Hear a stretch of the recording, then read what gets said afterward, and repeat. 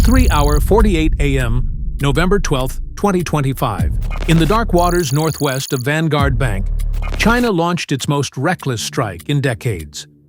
22 YJ-18 anti-ship missiles and 16 YJ-83 sea skimmers aimed directly at the USS John Paul Jones and the USNS Washington. Two American vessels worth more than $3.2 billion and carrying over 390 sailors. The barrage came without warning, no radio call, no misfire, a deliberate act of aggression. But the American shield held. In under 90 seconds, Aegis interceptors tore into the sky. 27 missiles were destroyed mid-flight, and the final warheads were shredded at close range by CIWS guns, spitting forth 500 rounds per minute. Not a single U.S. ship was lost. Then came the counterstrike. From the depths, 12 Tomahawks roared toward Chinese radar sites. Above them, FA-18s and F-35Cs surged into the dawn. What happened next would reshape the entire Pacific. Let's uncover it.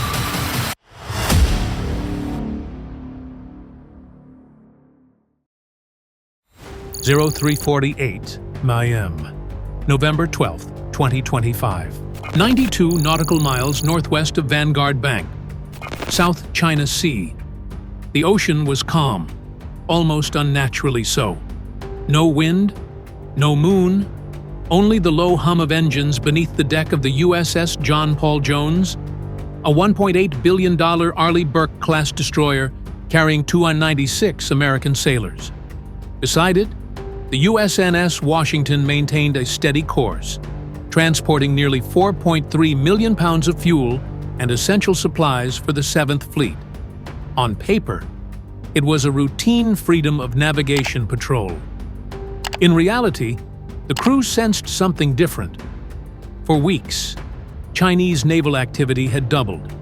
Radio silence from nearby outposts had tripled. And at 3:49 a.m., the first warning arrived on the Spy 1D radar. 3 crimson markers appeared. Fast, sharp, deliberate. 3 Type 052D destroyers, each armed with 64 vertical launch cells and a combined firepower capable of sinking a cruiser, were moving in formation. 2 minutes later, 2 Type 054A frigates emerged behind them, closing the distance at 24 knots.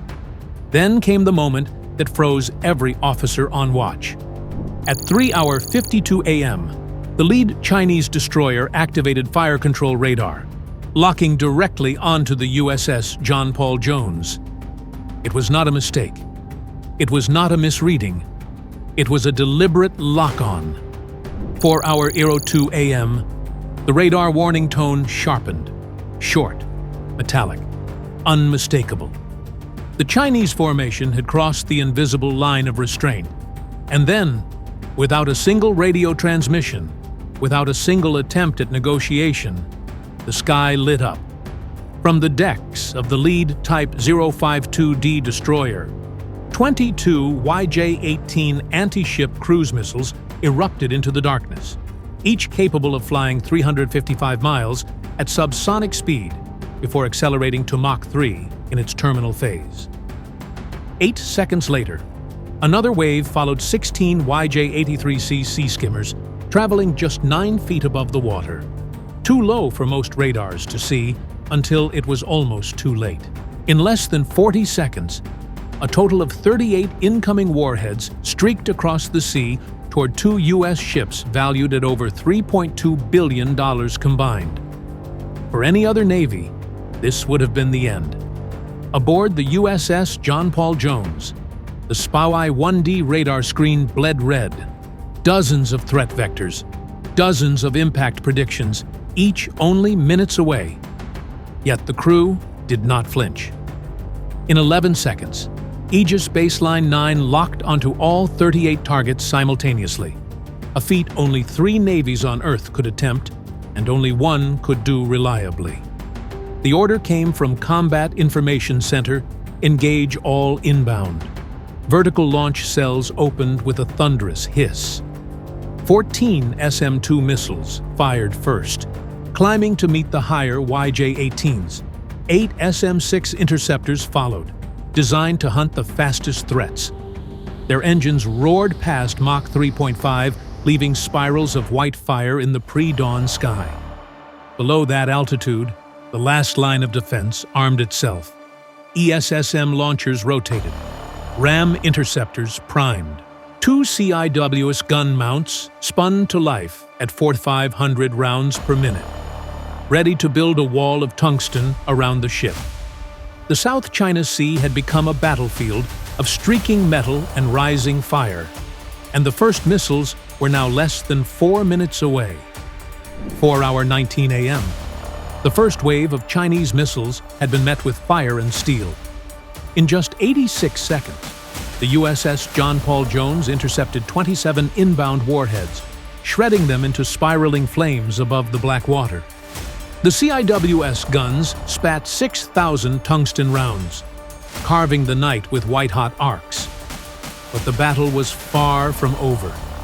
Through the smoke trails and exploding fragments, 3 YJ-18s survived the upper intercept layer.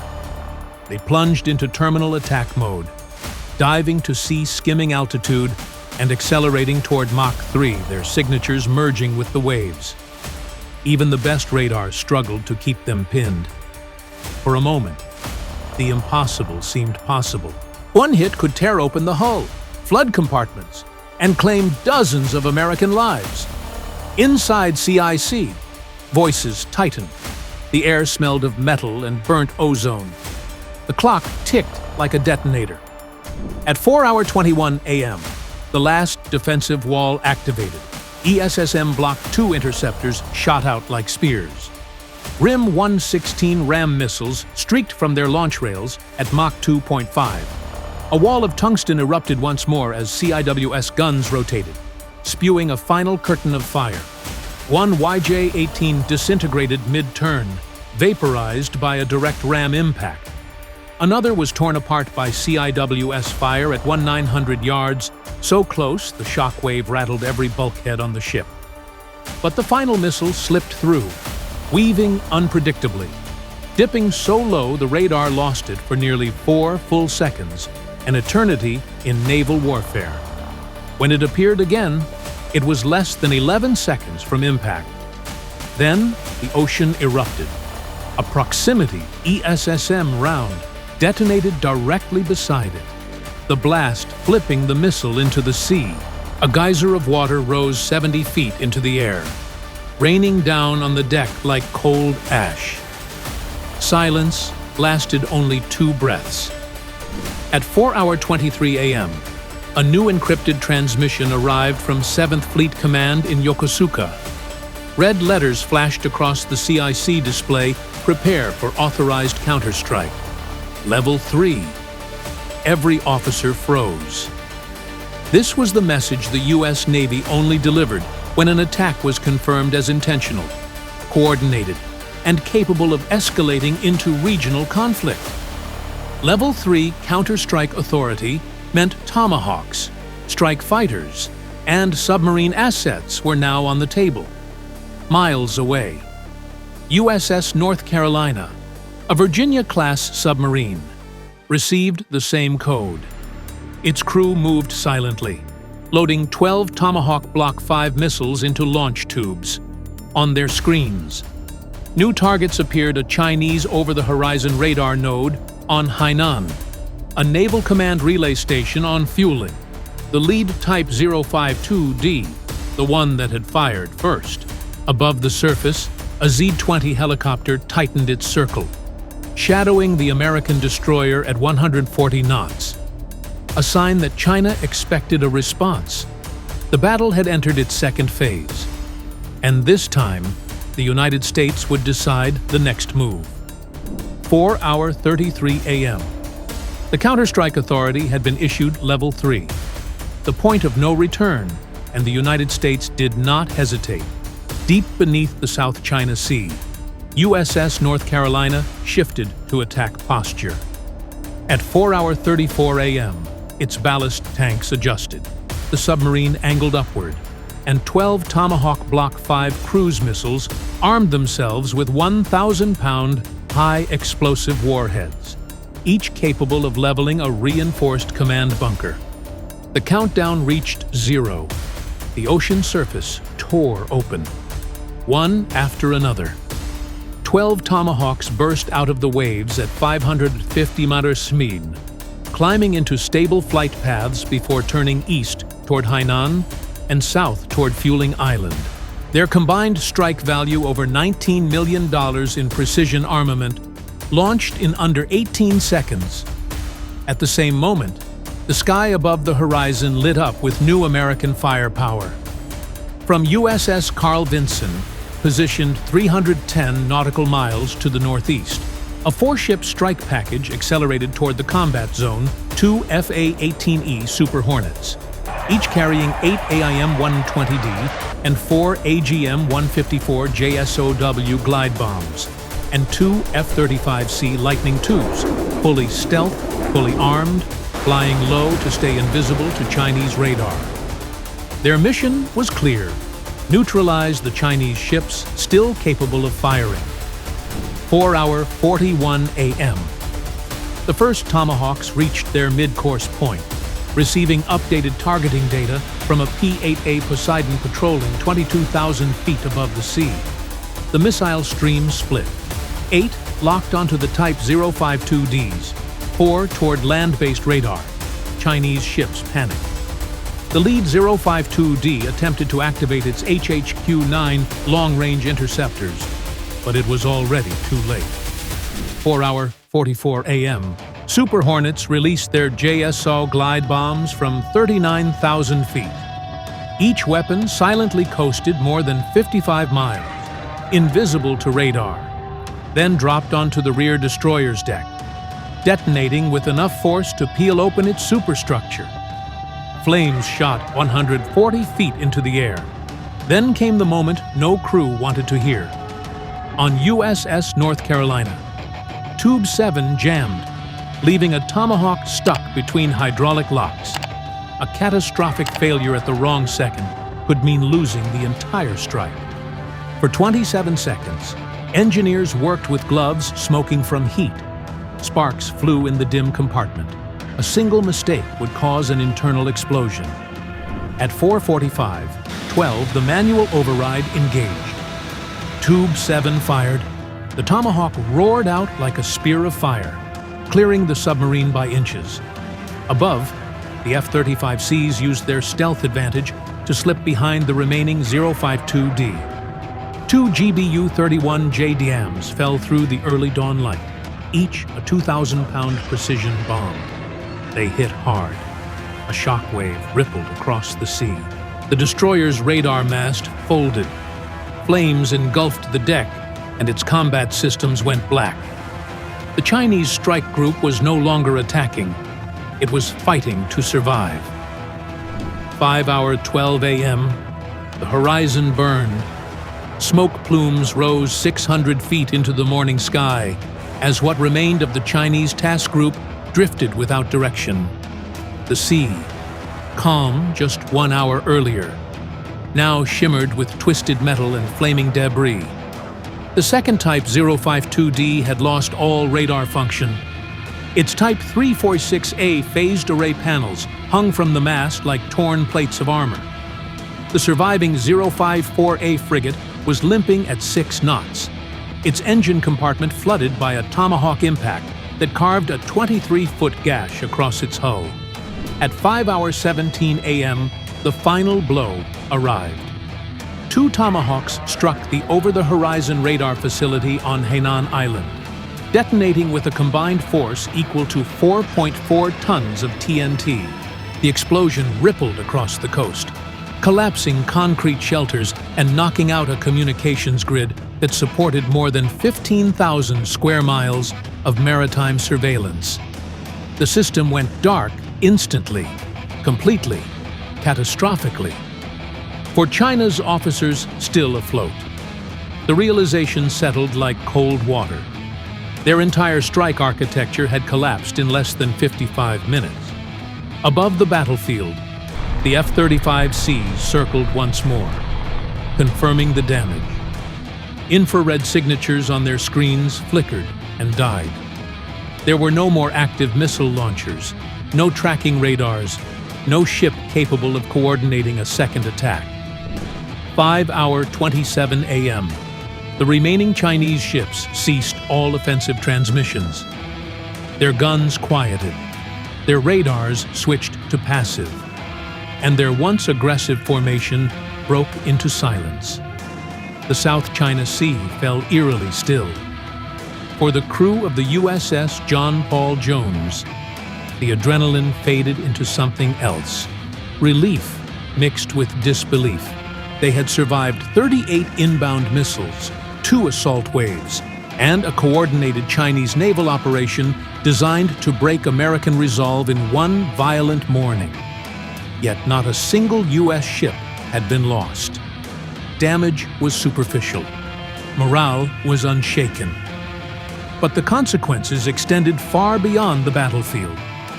By 5:40 a.m., Tokyo, Manila, and Canberra issued emergency statements supporting the United States and condemning Beijing's escalation. Within an hour, ASEAN members demanded clarification from China, while European allies warned that the attack threatened global maritime stability. In Beijing, the internal atmosphere was reportedly grim. This was not the swift demonstration of power Chinese planners had expected. It was a miscalculation on a historic scale. A gambit meant to intimidate had instead exposed their vulnerabilities. A strike intended to reshape the region had instead united it against them. The battle was over, but the regret was only beginning. 6:12 a.m. Before the fires on the South China Sea had fully dimmed, the first shockwaves reached world capitals. What happened in less than 117 minutes was now being studied by intelligence agencies across 3 continents, and every report carried the same chilling conclusion. China had launched the most dangerous naval attack in the Pacific since 1945 and failed. At 6:14 a.m., Tokyo's Joint Staff Office activated its crisis room. Maps of the South China Sea lit up on a dozen walls.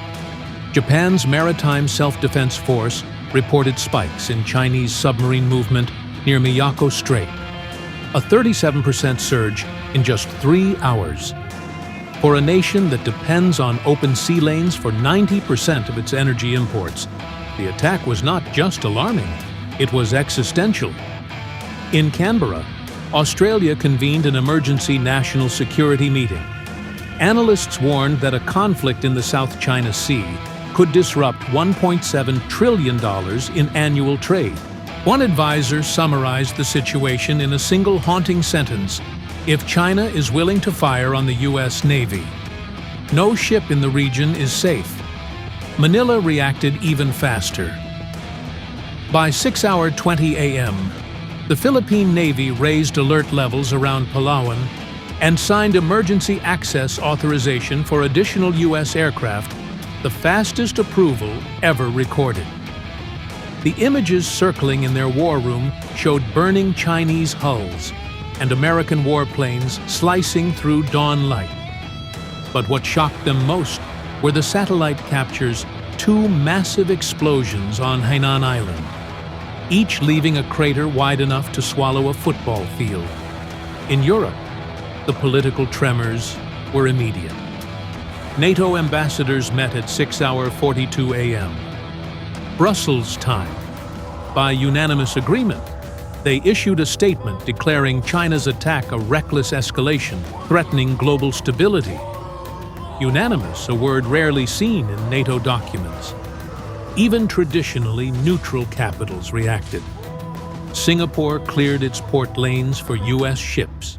Vietnam expanded surveillance zones around Truong Sa. South Korea mobilized a contingency fleet toward the Yellow Sea. The world understood the danger. A single miscalculation in the pre-dawn darkness had dragged the Indo-Pacific to the edge of a regional war. But the aftershock that hit hardest did not come from foreign governments. It came from Beijing, where denial, confusion, and panic were beginning to collide. The battle had ended, but the political storm had only just begun. 7:05 a.m. By the time the sun rose over the Indo-Pacific, the diplomatic shockwave had crossed every ocean. The attack had lasted less than 2 hours, but its political consequences were spreading faster than any missile China had launched. At 7:07 a.m., the United States released the first classified radar logs from the USS John Paul Jones. The data was irrefutable. China fired the first missile at 4:07 a.m. No warning, no provocation, just an unambiguous strike. Within minutes, world leaders reacted. In London, Parliament convened an emergency session, the first unplanned morning session since the 2017 Manchester attacks. MPs were shown satellite images of the Chinese destroyer's launch plume. One intelligence official revealed a detail that stunned the chamber. The opening salvo traveled over 147 miles before the first American interceptor even launched. This was not an accident. This was a planned engagement window. The European Union moved even faster. At 7:22 a.m. Brussels time, all 27 EU nations unanimously signed a resolution condemning China's unprovoked armed assault. It was the first time since Russia's invasion of Ukraine that the EU had reached a unanimous defense conclusion. Across the Pacific, the condemnation was louder. In Manila, the Philippine Senate cited Article 4 of the Mutual Defense Treaty, an action taken only twice since 1951. Japan publicly declared China's attack a direct threat to every democracy that depends on open oceans. Australia demanded an emergency UN Security Council meeting, even knowing Beijing would veto every line. But the pressure didn't stop there. By 7:33 a.m., more than 18 countries, including Canada, South Korea, Singapore, and France, issued synchronized statements accusing China of destabilizing a region responsible for 40% of global shipping and $3.5 trillion in annual trade. Global markets reacted violently. Oil prices spiked 11% in under 30 minutes.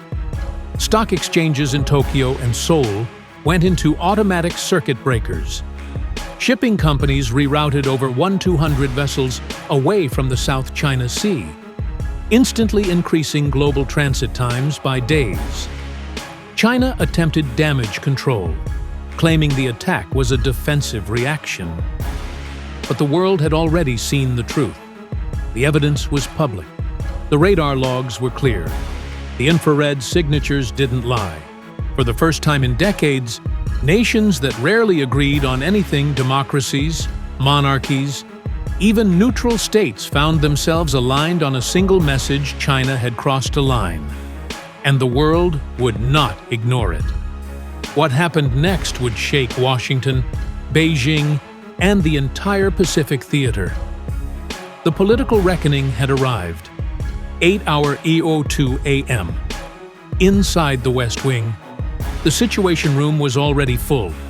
Security monitors glowed in the dim light, each screen replaying the classified footage that now circled the highest levels of government Chinese launch plumes, missile trajectories, and the violent counterstrike that shattered Beijing's southern shield. No one in the room spoke at first. They didn't need to. The images said everything. At 8:04 a.m., the National Security Advisor delivered the number that electrified the room. 38 missiles fired at U.S. naval forces. Zero warning. Zero communication. This is an act of war under every international definition. A silence followed. Heavy. Cold. Then the president gave the order no administration had issued in nearly 2 decades: assemble the National Security Council every agency chief in their seat within 20 minutes. By 8:30 a.m., Washington was awake and furious. The director of naval intelligence laid out a timeline showing China's pre-planned engagement window. He detailed the launch sequence: 22 YJ-18 missiles at 4:02 a.m., 16 YJ-83 missiles at 4:10 a.m., coordinated radar locks from 3 052D destroyers, a simultaneous Z-20 surveillance flight. The final assessment made the room shift. This was not an impulsive confrontation. It was a coordinated multi-platform strike, requiring at least 72 hours of preparation. Congress reacted in minutes. At 8:41 a.m., bipartisan leadership held a joint press briefing, a rarity in modern politics. Senators who disagreed on everything stood shoulder to shoulder and delivered the strongest unified message since 9/11. An attack on American sailors is an attack on the nation. They proposed an immediate $38.2 billion emergency naval modernization package, including new destroyers accelerated by 2 years, expanded production of SM-6 and Tomahawk missiles, and reinforcement of U.S. bases in Japan, Guam, and the Philippines. Outside, thousands gathered near the Capitol. Veterans held signs reading, "Defend our fleet. Stand with the sailors of the South China Sea." Cable news replayed footage of the USS John Paul Jones shaking under CIWS fire. Talk radio ignited. Millions of Americans heard the same sentence repeated by analysts across networks: if China is willing to fire on a U.S. destroyer. The entire Pacific balance of power is now in question. For Washington, this was no longer a regional incident. It was a turning point, one that demanded action, unity, and a new strategy for the Pacific era. And outside America's borders, allies were preparing to make a decision that would reshape the geopolitical map. 9:15 a.m.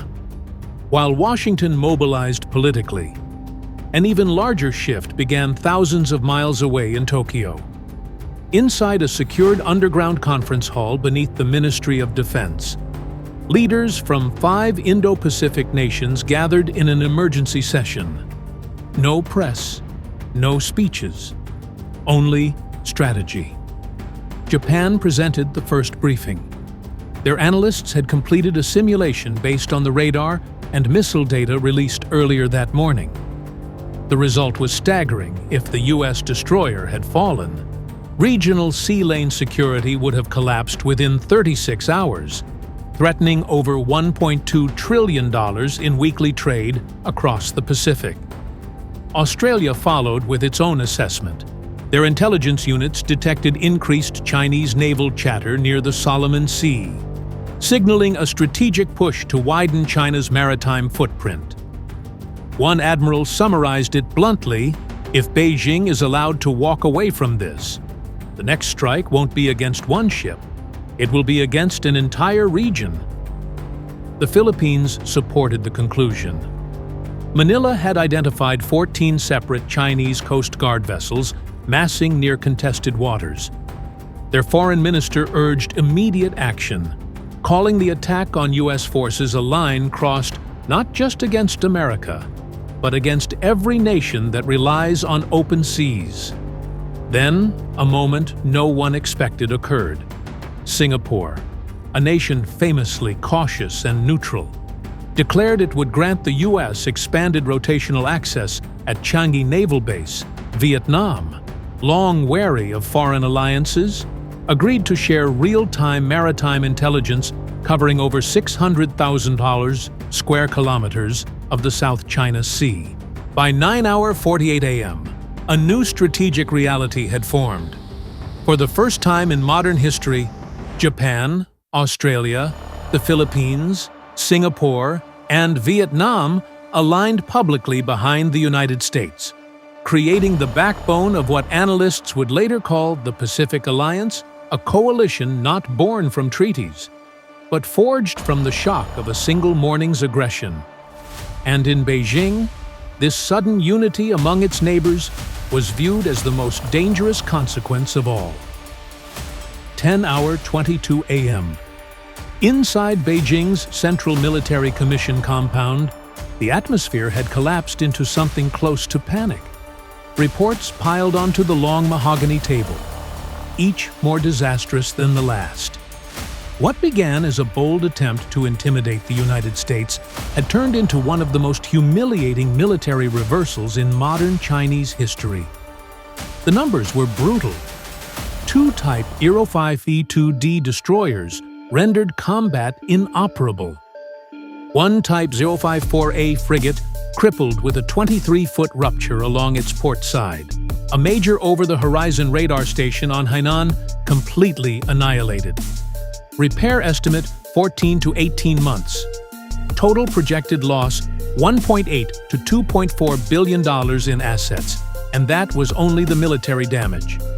By 10:25 a.m., China's Internal Security Ministry recorded over 19 million social media posts questioning the government's explanation of the attack. Censors removed them by the thousands per minute, but screenshots spread faster than deletions. Hashtags mocking the failed strike were circulating from Hong Kong to Shanghai before state media even issued its first statement. The Politburo ordered a full blackout, but even censorship could not contain the truth. High-ranking officers inside the PLA Navy leaked fragments of the after-action report miscommunication between Fleet Command and Beijing. Radar failures during the American counter-strike. A Z-20 surveillance helicopter that lost contact at 4:34 a.m. and nearly collided with friendly fire. One leaked line was particularly devastating. The U.S. response overwhelmed all defensive systems within 14 minutes. Analysts abroad would later call this leak the moment the facade cracked. Inside war rooms, tempers erupted. 2 admirals were quietly relieved of duty. 3 intelligence directors were placed under investigation. State-run newspapers were ordered to rewrite the narrative before the afternoon broadcasts. But the truth was too large to bury. China had not only lost ships, it had lost the illusion of dominance. And the world had watched it happen in real time.